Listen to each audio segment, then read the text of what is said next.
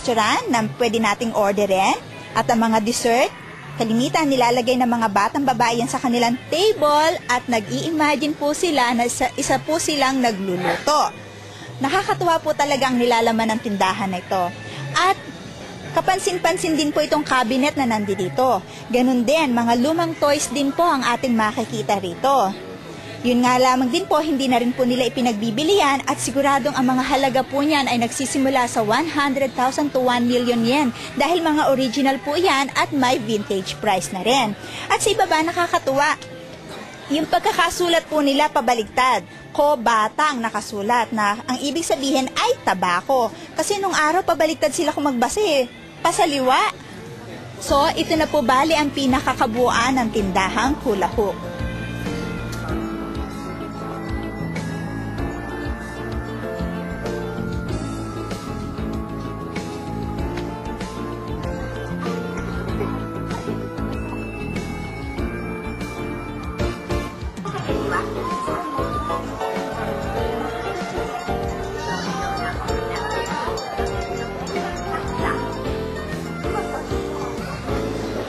Dikit-dikit at ang dami-dami po talagang tindahan ang makikita natin dito sa pamilihan ng 50s at 60s.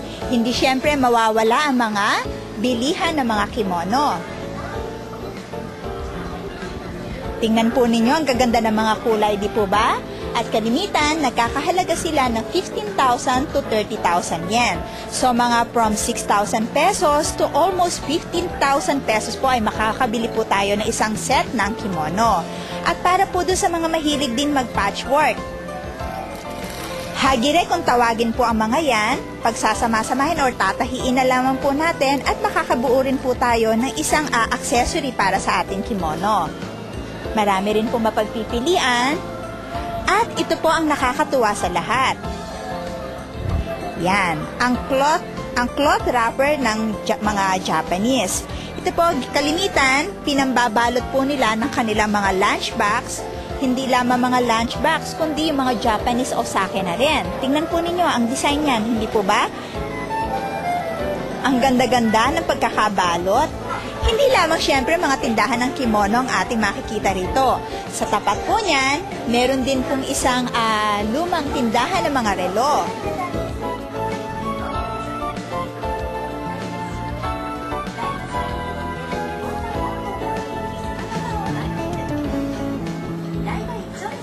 Sunod-sunod nga po talaga ang nilalamahan ng pamilihan na ito at ang ating papasukin ngayon ay ang tinatawag na Maboroshi Stationery Shop.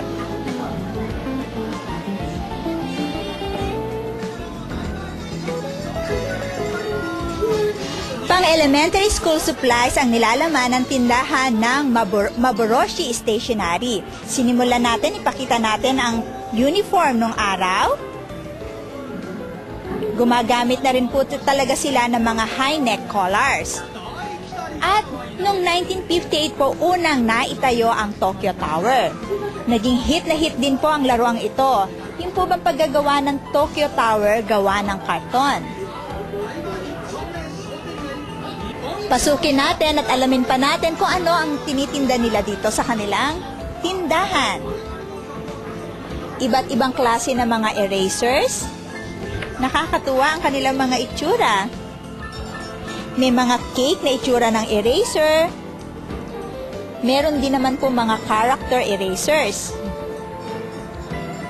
Iba't iba talaga ng kulay at klase ng erasers ang mabibili at siguradong matutuwa po ang mga bata riyan.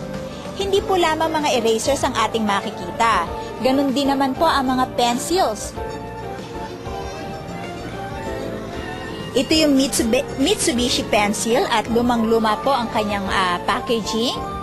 Ganon din naman po ang 8,900 HOP pencils, Tombow pencils kung tawagin. Kakatuwa ang kanilang mga packaging, di po ba?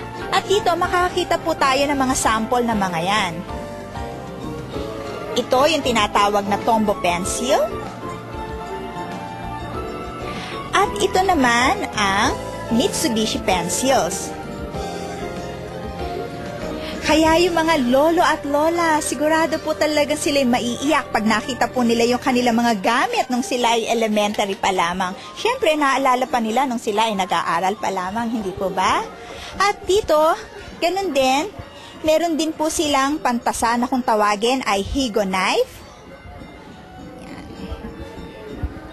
Yan, ang mga bata, pag bumili sila ng pencil nila, tinatasahan na lamang po nila yan. O kaya kung naman yung mga laruang gawa sa stick, ginagamit po nila itong tinatawag na higo knife. Iwanan muna natin yan at talagang marami pa tayong pwedeng ipakita.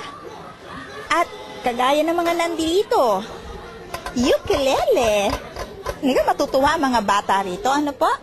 At meron din silang panda tambourine. Ang mga bata kasi nung araw talaga mahilig din talaga sila sa mga music, hindi po ba? At iwanan na natin itong mga musical instrument na to, balikan natin itong pencil case. Meron din po pala silang Sailor Moon nung araw. Buksan natin.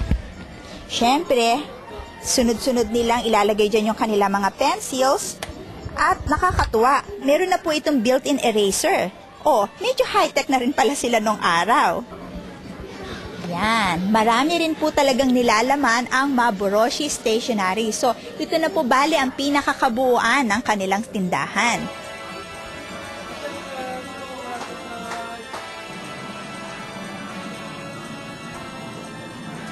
Marami pa rin talaga tayong makikita mga tindahan dito po sa retro ng 50s at 60s.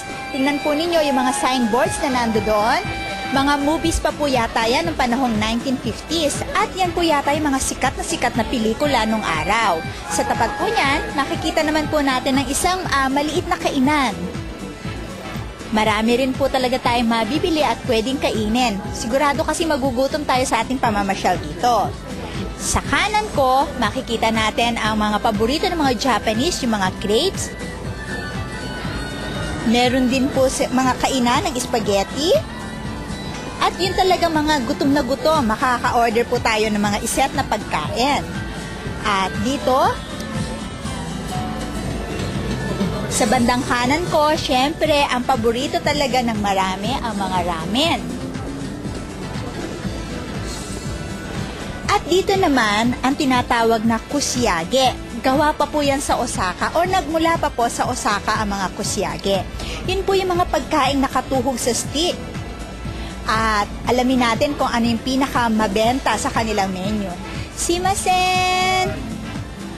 Yun, tanungin natin yung master, alamin natin kung ano yung tinitinda. Kukwat, hi, eto, doon naman nga ichibang ninki arimasu ka?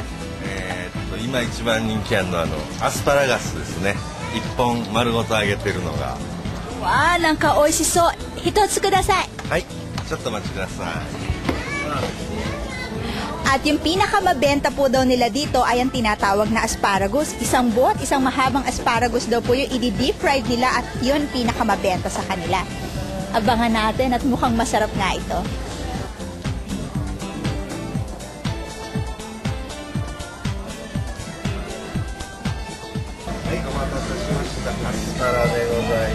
Wow! Ang haba na! そちらの壺がソースになってますんで、で二度漬けはちょっと困ります。